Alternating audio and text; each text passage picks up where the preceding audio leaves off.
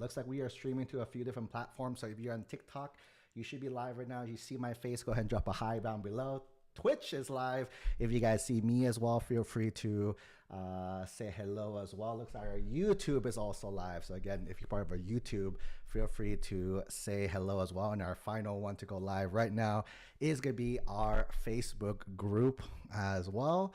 And I think we are live on all the platforms. All right, welcome everyone. Coach Tony here. Today is June 16th. Welcome back to another edition of Ask Us Anything as well too. So every single week we go live. We started doing this last week. You guys really liked it. We had a lot of questions that popped in as well. So we're doing an encore. And this time I brought us a special guest. So it's not just going to be me today on this session. We have a really amazing special guest. You guys have heard us talk about this organization many times over the last few weeks, months, years of training. So super excited to partner up today.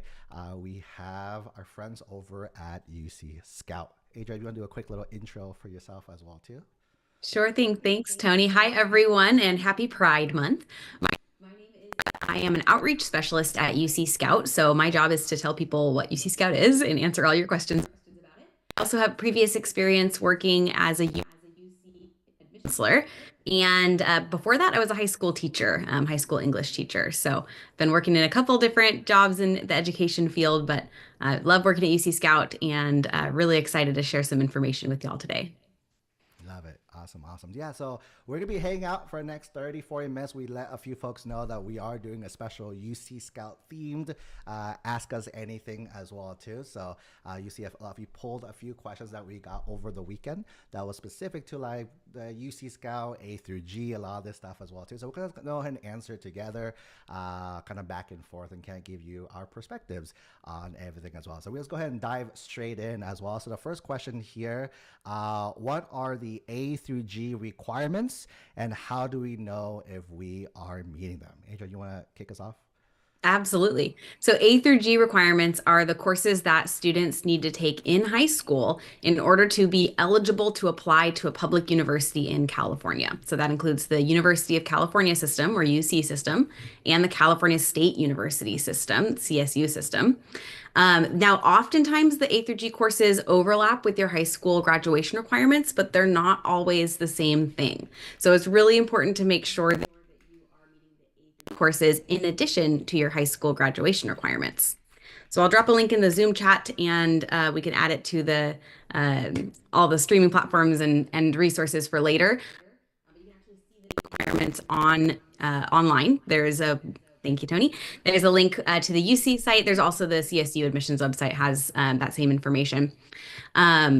So you can work with your high school counselor to see if you're meeting those requirements. You can also figure it out on your own. I'm going to drop one more link in here too. The University of California actually maintains a website that has a list of all of the courses that are A through G approved, offered at high schools in California. So you can actually look up high school and the specific courses that you are taking and see if they also meet an A through G requirement, because many courses like English and science and math will meet your high school graduation requirement and an A through G requirement. And there are other ways to meet A through G requirements, such as AP exam scores or college courses. So that's where it's best to, again, work with your counselor and look on the UC and CSU admissions websites to see all the different things that can meet those A through G requirements. Love it. And just for those who want to kind of, what's the little preview before clicking on this, the A to G are basically a few different areas, A, B, C, D, E, F, G, right? These are basically 7 types of classes. For example, area A is going to be history, right? So for the history requirement is 2 years required of history. The most common ones probably U.S. history and world history are the two most common ones as well too. The second one is going to be English, 4 years. I'm going to put the word required because that'll come in handy in a little bit as well too, right? 4 years required. Pretty much every year you're in high school, as long as you take English classes, you are good to go there. 3 is math. Math is 3 years required, but this is the first time we see 4 years recommended as well too. I know a lot of people kind of watching this stream, this recording. You're probably aiming for like a top end school, right? Top school as well too. As a result of that, we do highly recommend Treat. Here's a little pro tip right now. Pro tip is Treat. recommended as required. So if you can do more as well too. And here's a fun math pro tip as well too for you guys. This 3 years starts at Algebra 1. Right? What that means is some of you guys are in 7th, 8th grade. You took Algebra 1 in middle school. So when you went to high school, you jumped straight into geometry, right? So after you finished geometry, you actually finished 2 years of the C requirement because it already started adding 1, and because of validation, it'll get you the extra credit as well too. So that's kind of how math is set up. D is going to be science. Science is 2 years, 2 years required and 3 years recommended. For this one, E is going to be language other than English, right? This is 2 years required, 3 years recommended.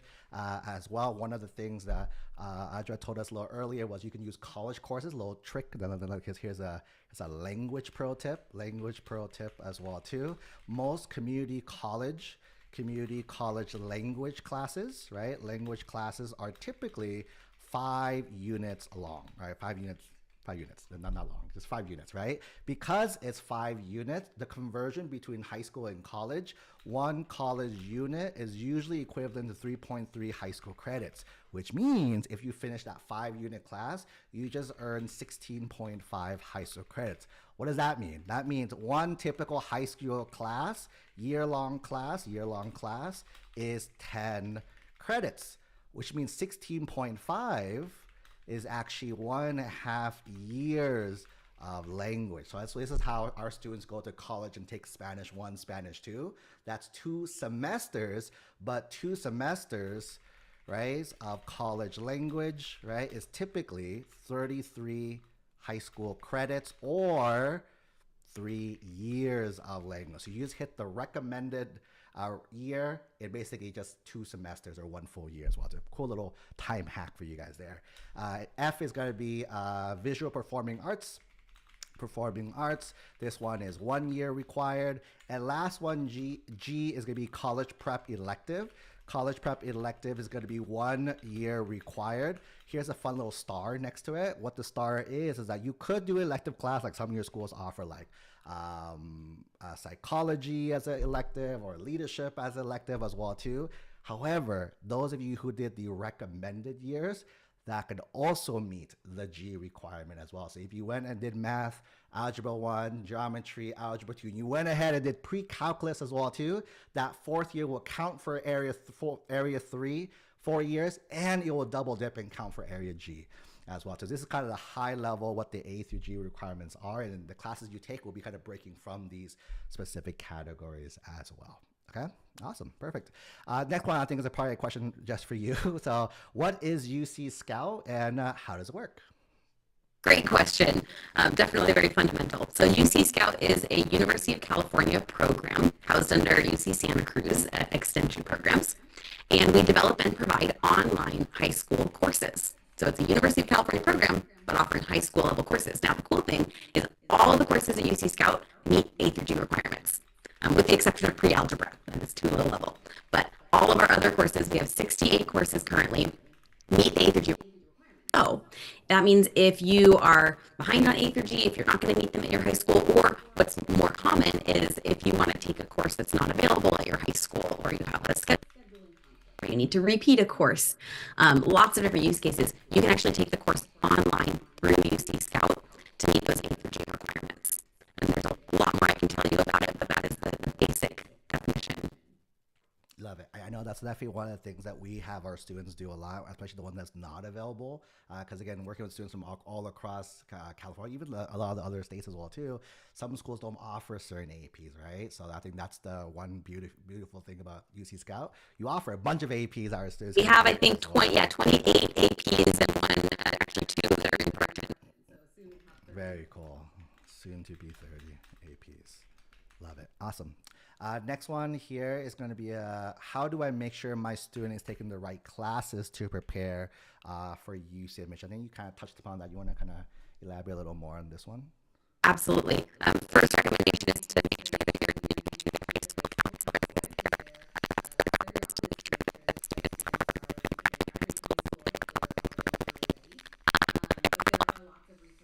Available to you, such as the UC and CSU admissions websites.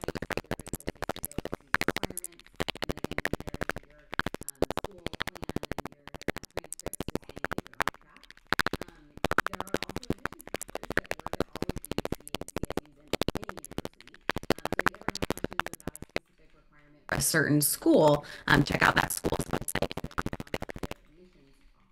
because that's their job again. And then use resources like Coach Tony and others that are out there to make sure that again you're on track because everyone's course plan is going to look a little bit different.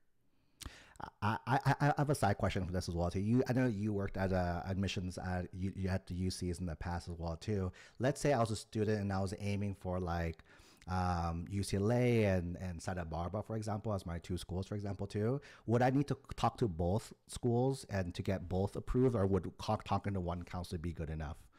Great question. So it depends on whether your question is about what are the minimum requirements or what's going to make me a selective or a competitive candidate for that specific school. All the UCs have the same minimum requirements, and then all the CSUs have the same minimum requirements. But each campus does their own evaluation of each individual student. And many of the factors they look at are similar. The GPA that each campus looks at is going to be the same GPA, but how campuses, like what factors they weigh in their admission decision may, the weight may vary. Like some campuses may weigh one thing more than another. Whether you declared a major like that Mm-hmm. may or may not have an effect on your chance of admission depending on which campus you go to. So that's a really good question to ask of each individual campus is, does my choice of major affect my chances of admission? But if it's a question of, what are the minimum courses that I need to be admitted, that's going to be the same at all of the campuses. So, and that's something you can ask if you reach out to one admissions campus office. Mm-hmm. You can ask, is this answer to this question the same for all campuses, or do I need to reach out to each campus individually? That's a good question to ask. Perfect. And actually, we had a question up in the Zoom chat that's really related. I want to address that real quick. The question was, do the UC campuses talk to each other about their admissions decisions? And no, they don't. Each campus makes an admission decision completely independently of the others. However, if you get admitted to more than one campus, you can only commit to going to one. If you say, yes, I'm going to go to UC Santa Barbara and UCLA, they do tell each other that. So just that comes later in the process. But during the initial evaluation, it's all completely separate. So whether you get admitted or waitlisted at one campus has no bearing on your admission at another campus. Love it. I think that's definitely a very frequently asked question for us as well too. Cool. Next one is I think back to you again. Are the UC Scout self-paced or do they follow a set schedule? Yeah, they are mostly self-paced. I'll drop a link in the Zoom chat for you to add there to our term dates. So we do have a fall, spring, and summer term. Each term has a flexible start date and a hard end date. So there's a date by which you have to complete the midterm of the course, the midterm exam, and then a date by which you have to complete your final exam. Within the term, everything is completely self-paced. So you learn from pre-recorded, pre-created videos. You do have access to a live instructor upon request, but there are no set times that you have to be online. And we provide pacing guides and other resources to help students to track their progress and complete the course in a timely manner. So within the terms, everything is self-paced. When you mention terms, like for example, let's say a student want to take classes this summer, right? So they're like, hey, I want to get ahead this summer. I know classes are like typically 1 year long. So if a student was to start, could they finish a whole class this summer, or is it like summer is the first term and they finish up in fall? Yeah, they can do it either way. Most of our Mm-hmm. year-long courses are broken into 2 semesters. What's most common is students will do one semester over the summer, maybe semester 1 in the summer and semester 2 in the fall, or semester 1 in the spring and semester 2 in the summer. Or we have like these 14 classes that are only 1 semester long to begin with, so those are really great to do over the summer. I have seen students do 2 semesters over the summer, do a whole year-long course over the summer, but it's a lot. It's going to be sitting on your computer working on those courses for a big majority of your summer. So if you have the ability to do that, want to do that, you can. But we generally recommend just doing 1 semester over the summer. Love it. Fantastic. Next one here is, does it hurt your chances if your school does not offer AP or honors courses? Great question. The official answer is no. I will say it's really important to explain in your application. There's always going to be a section for like additional comments to explain that your school does not offer AP or honors classes because that's really important context for schools to be aware of, right? Because if school admissions officers bring applications and APs, and then you have a student that doesn't have any, you're going to wonder why. Mm. Not just AP, but any sort of like honors. You can also, look outside of your school depending on your schedule for either online college courses or in-person college courses or UC Scout courses or other opportunities to demonstrate that you are kind of going above and beyond or pushing yourself academically. Provide that context in your application and let the interviewers know, here's my school's policy. Here's, what they allow and what they don't allow. And that same thing goes for if your school has like restrictions on how many you can take, or Mm. things like that, or scheduling limitations. Like that's context that's really helpful. Love it. I think to add on from like admissions prep kind of point of view as well too. I think one of the things we've been teaching a lot of our students is it's not in, especially today 2025, right? It's not about having access to resources. It's about being showing how resourceful you are in today's world, right? I think a lot of people tell me, "Hey, I'm in the middle of nowhere. Or like my school doesn't have X, Y, and Z," and I'm like, we're talking on a computer. We're reaching hundreds and thousands of people right now, and we probably are not like face to face in as well too. And so for me, a lot of it is having resources, like for example, in UC Scout, right? It's a great resource for families in case you don't have any like APs or school, right? Boom, you have a instant resource right over here as well too. Another thing that we like to recommend, in addition to like UC Scout, we like to recommend dual enrollment courses, right, at a local community college, right, at a local community college as well too, taking these courses that would help you guys as well too. So I think for in today's world, it's that not just like, hey, we can do it, I can do it. Again, let's be a little more creative. What we can do, right? So again, you have opportunities like the UC Scout, these other courses that you can take as well too. So okay, for me, I would encourage our students to take advantage of all the opportunities. Don't say I can. It's like how can I? Is always the best way to think about that. Absolutely, yeah. I can tell you what we like to see in admissions is students achieving within their context. So that's why I mentioned it's so important to know what your context is because we want to see how you are pushing yourself within what the resources that you have available to you. And related to, I also love dual enrollment as an option. If you don't know about this website, you do now. CaliforniaVirtualCampus.edu, cvc.edu, has a repository of all the online courses offered from California community colleges. So if you're looking for an online course specifically, if you want to take a community college course, it's not offered at your local community college. You can find one online through cvc.edu. It's one of the things I know a lot of our students did this past few years. It's because like again, classes get full really fast as well too. It's about the local school, and they're like, "Oh, what do I do? I can't do anything." I'm like, "Wait, it's online. You're gonna take it online anyways. You don't have to physically." Back in our day, we had to go to the college campus, but nowadays, right, you can log on, click the Zoom or click the self-paced videos, and then you can take the class. That's an amazing resource as well. Yeah. And that makes me think of off script here, but Mm-hmm. a question I get a lot about is what's the difference between UC Scout and Mm-hmm. better than the other? So I will preface this like one is not better than the other; they're just Mm-hmm. different. UC Scout courses are all high school level courses, and then the community college courses are college level courses. So that's an important distinction. And the specific course offerings are often going to be different. There's some overlap, right? Like calculus, Mm-hmm. AP calculus, UC Scout, you take intro calculus course at community college, the content is going to be very similar. There are a lot of courses that you'll only find at the high school level or only find at the college level. So, Mm-hmm. and then of course scheduling and price, and there's all sorts of other factors to weigh. But those are just a couple of the differences to point out. Love it. Awesome. Next question here is: do UCs and CSUs recognize UC Scout classes on their applications? They absolutely do. We actually created a guide for students. A link there for you on how to report our courses on college and high school applications. But yes, all of the UCs and CSUs will recognize UC Scout courses. It's important to know that your high school gets to decide if they will accept UC Scout courses on a high school transcript. But UCs and CSUs will definitely accept them, but the high school, it's up to the high school and the district's policies. So we recommend checking with your counselor at your high school before enrolling in the course if you want that course on your high school transcript.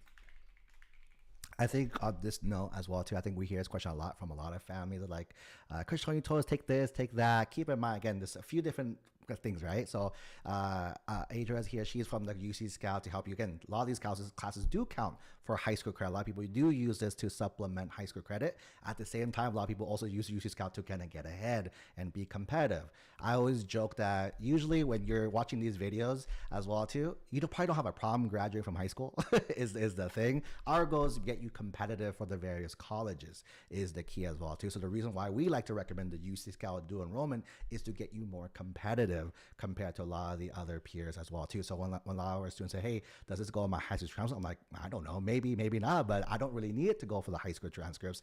I'm doing it for the colleges. And just a little tip for you guys, how you actually do this. I think we have a link, right, for those who have a link, but for those without the link, basically the high level is when you're basically adding UC Scout as a high school. That's essentially what it's an online high school. You're adding it as a high school, and you're adding the classes that you took at the high school, right? So took at the high school. So think of it as during the school year, you went to school in person at their school, and you went to school at UC Scout. And so you're entering, I went to two different high schools. I did these two classes, and the colleges will recognize all that. That's the big key here. Okay, cool.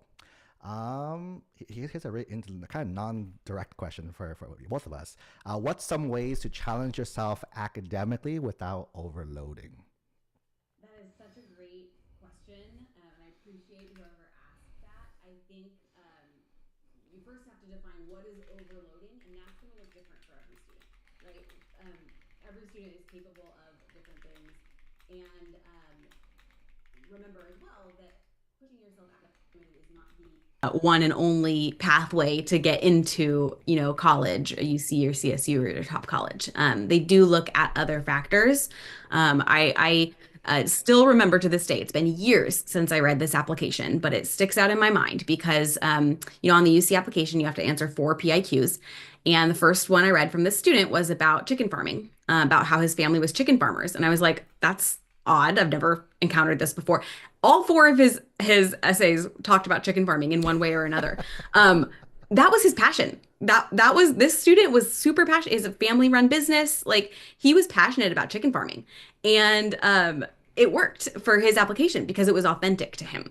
So I think you need to figure out what are you passionate about? What are you capable of? How can you push yourself in your context? And don't compare yourself to other people, right? When we're reading applications, we're not looking at 2 students and saying, which one do we want to admit? We're evaluating each student individually to see if they're a good fit, for the college. Perfect. I think for me to add on to that, I think one of the big things that we preach a lot when it comes to like the college admissions kind of world now is that the academics is a component. Is it the most important component? Probably not. That's what we I think we feel as a company. I think one of the things, here, I'm going to challenge it. If you did think it's important, then only the 4.9s will get in. Right? If grades were that important, the absolute end all be all, then only the 4.8, 4.9s will get in. No one else will get in. Clearly, that is not the case, right? So for us, we would argue like academics is important, right? Because the schools want to know, can you handle the rigor? That's how we kind of position it. Seeing how you did in high school, can you handle the rigor? Because college is hard, right? A lot of you guys go to college, and got to warn the kids too. College is tough. College is tough once they get there as well too. Readers want to know, hey, once you get there, are you going to be okay? But the key again, not just the academics, but again your activities, right? Like again, for this student, the chicken farming as well too, right? What do they do? But ultimately, also the biggest component, especially for if you're watching this live, a lot of our incoming seniors, you're about to start on your essays as well too, right? Your essays, your personal insight questions for the UCs, the common application for the private schools and out-of-state schools.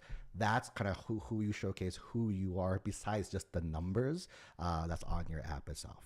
Okay, cool. Yeah, and one more thing I'll add too is that um, as much as colleges are evaluating you as students, you're also evaluating the college to decide if you want to go there. And just because a college is super competitive or selective or hard to get into does not mean that that college is the best fit for you. I don't want to disparage any college in particular, but I definitely went on some campus tours when I was in high school of really highly selective, fantastic schools. And I went there and I was like, this is not for me. This is not the right fit. And I didn't even apply.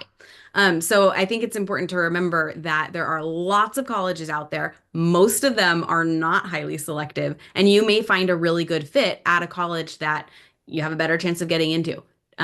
Obviously, still shoot for the stars, but just keep that in the back of your mind. Love it. Awesome. Let's do one more. We have a lot of questions that we found, but there's a few really good ones in the chat. So let's do one more here, and I'll pull a few from the chat. I'm seeing pop in as well. So last one, probably, if you can help us one. Will a UC Scout help raise my GPA? Yeah, great question. It can. A UC Scout course is basically weighed the same in your application as a course you take at your high school. So I just dropped one more link in the chat to the UC GPA calculation that will break down exactly how to calculate your GPA for admissions purposes, because this isn't, and I'm sure this comes up all the time, you probably know this, but your GPA for admissions is not necessarily the same GPA that you have on your high school transcript because of things like what years in your high school career the grades are calculated from. So for UC, it's only the sophomore and junior years, not your freshman year. They still see those grades, but it's not calculated in the GPA. There's also a limit to how many honors units you can have, so AP or honors that calculate into your GPA. Again, going above and beyond that can still help your application and strengthen your application in other ways, but strictly speaking for the GPA calculation. So UC Scout courses, if it's an AP course, that'll give you like an honors bump the same way an AP or honors course at your school would. Otherwise, it's calculated into your GPA the same way as any other course. Love it. So something I also want to share is for those who like a quick TLDR for the UC GPA as well. It is, by the way, I think Adria gave a teaser why you don't want to look at, because we always say don't look at GPA, don't pay too much attention to the GPA. If you want to calculate to learn to refresh your algebra skills, feel free to.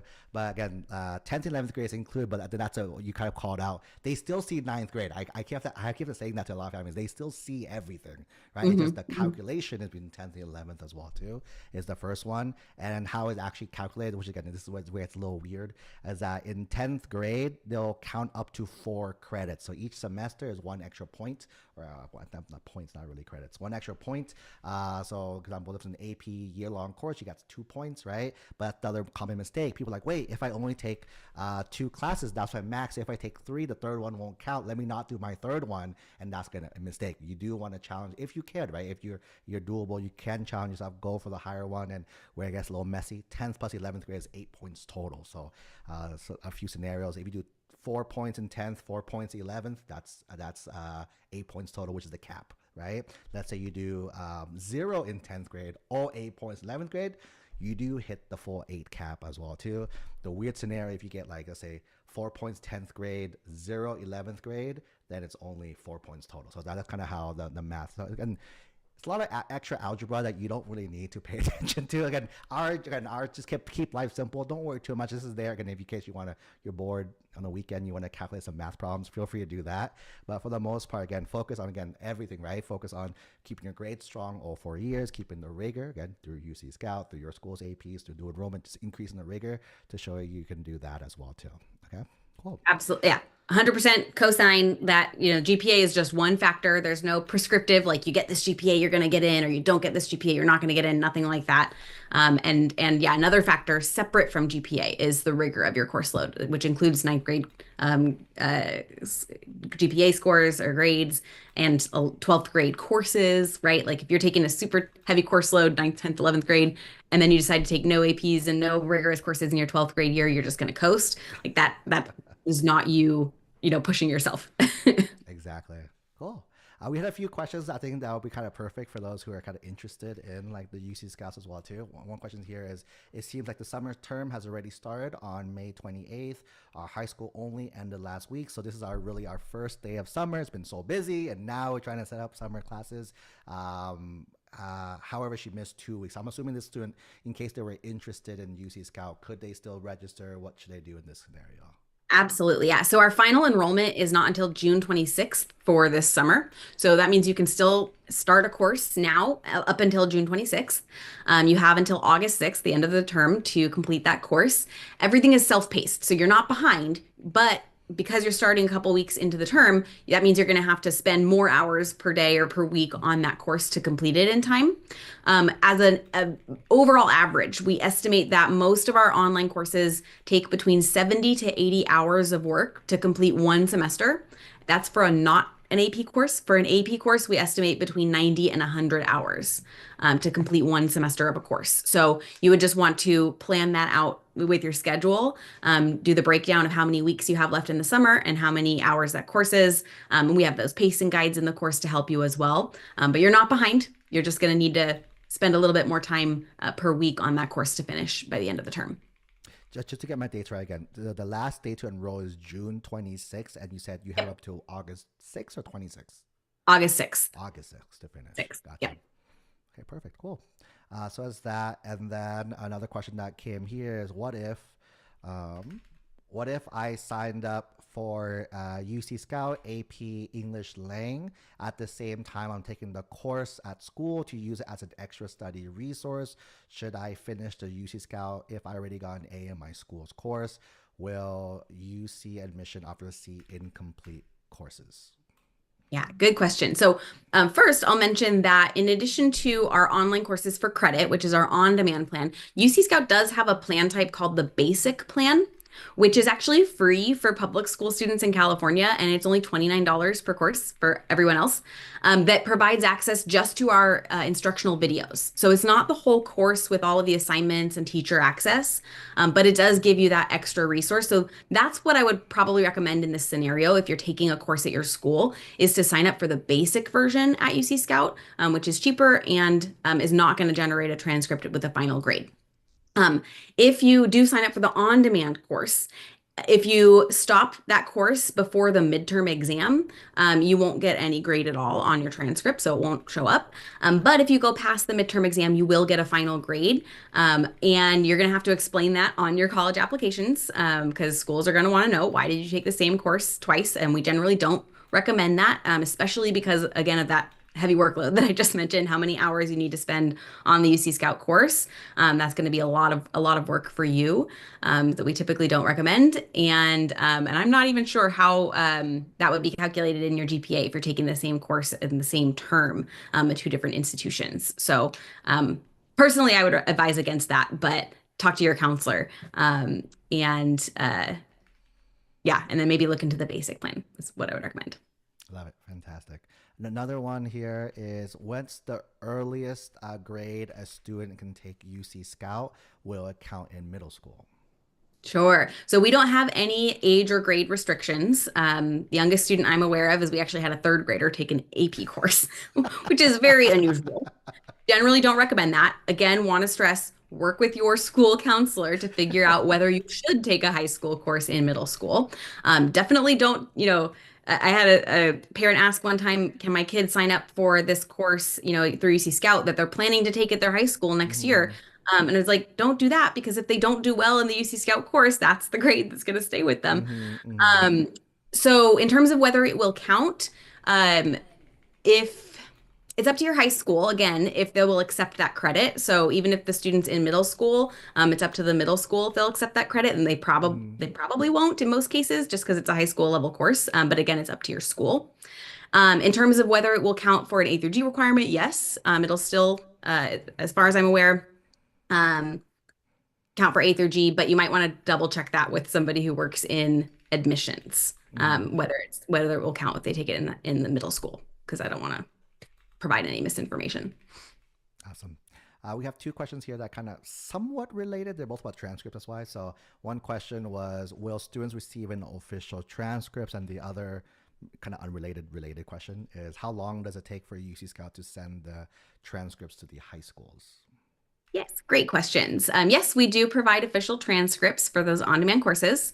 And there's actually details on our website for how you can do that. We use Parchment to order them. So you can order Mm-hmm. the official transcript to be sent to your high school and or to the college of your choice.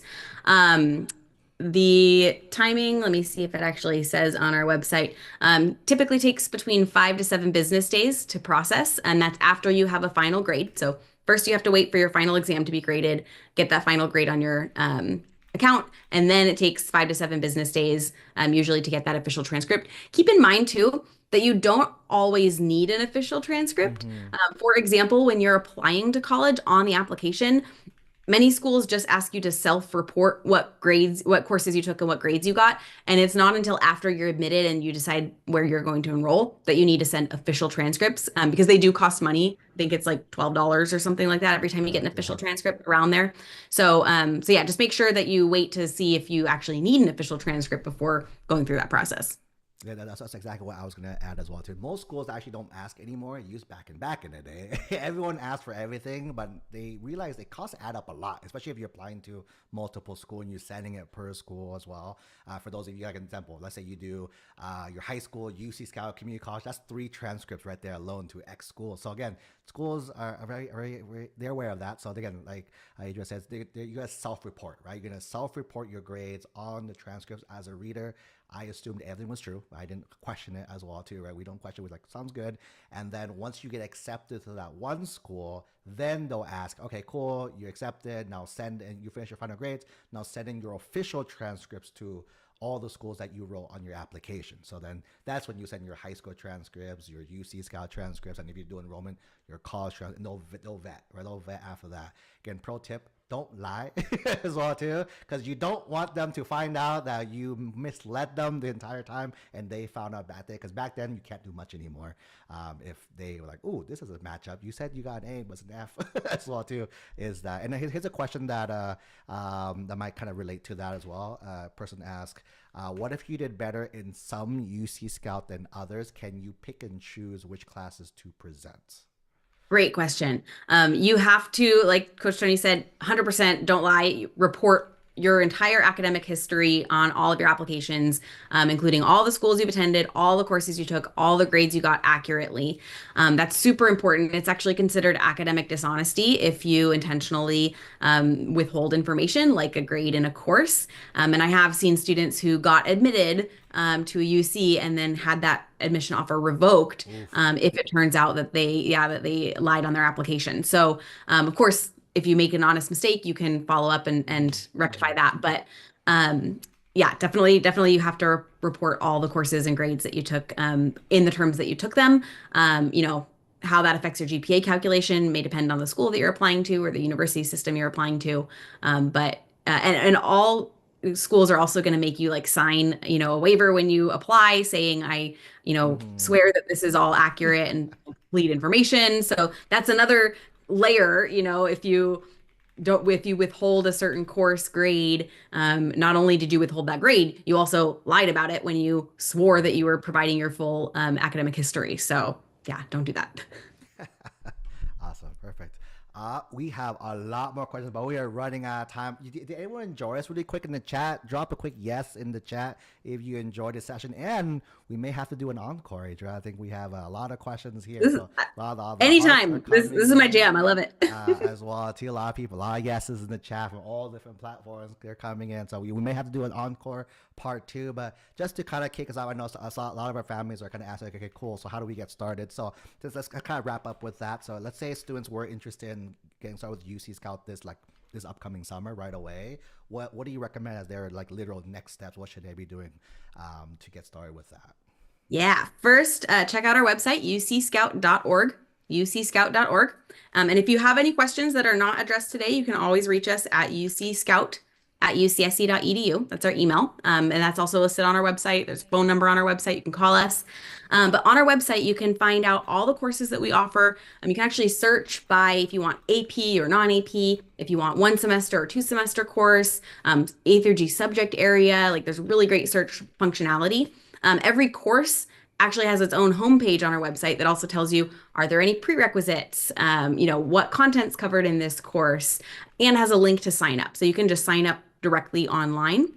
As a reminder, our basic courses are videos only, kind of like Khan Academy. And that includes, that's actually free for public school students in California. And then the on-demand courses are those credit-bearing courses that are self-paced. Those are not free. We do have a scholarship program for those. I think that the deadline to apply for this summer has already passed for the scholarship, but something to keep in mind for future terms. We have a needs-based financial aid scholarship for the on-demand courses. And there's information on our website about that as well. Awesome. And then I'll also just remind you, talk to your, families, talk to your counselor if you have access to them, whether it's your school counselor or an independent counselor. Because one thing we don't do, unfortunately, is we don't really advise students on which course to take. So we rely on students to work with their network to determine what course they should take. I can't type advise. I don't know what to take. Awesome, cool. And just to wrap us up, we have a pretty cool comment in the chat. Go ahead and share it. I believe you're one of our coaching students. Let me know if I'm wrong as well too. But one of our students in the chat wrote, UC Scout has been a lifesaver for classes that they haven't been able to find anywhere else. So they say thank you. Love that. Thank you. Thanks so much. Perfect. That is pretty much it. A wrap for this Q&A. Again, we have a lot more, so we'll probably store all the questions for those who sent in. Our team is kind of gathering it as well too. We probably do an encore, so Adrian, we might reach out to you guys soon to do a part 2 for this. Has been a really awesome training so far. But yeah, thank you so much for tuning in, and thank you everyone else for joining us on this session. And I'll see everyone on the next call. Chat soon, everyone.